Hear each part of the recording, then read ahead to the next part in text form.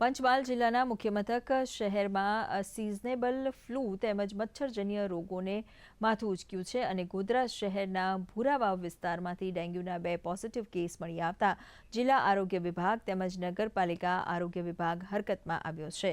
Case સામે આવતા અસરગ્રસ્ત વિસ્તારોમાં સફાઈ તેમજ દવા છંટકાવ અને ફોગિંગની કાર્યવાહી હાથ ધરવામાં આવી છે।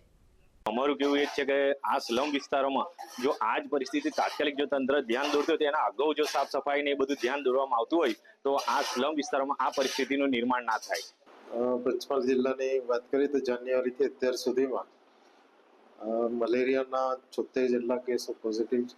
એમાંથી જે ઝેરી મલેરિયાની વાત કરે તો 76માંથી 15 જેટલા ઝેરી મલેરિયાના કેસો જોવા મળ્યા છે।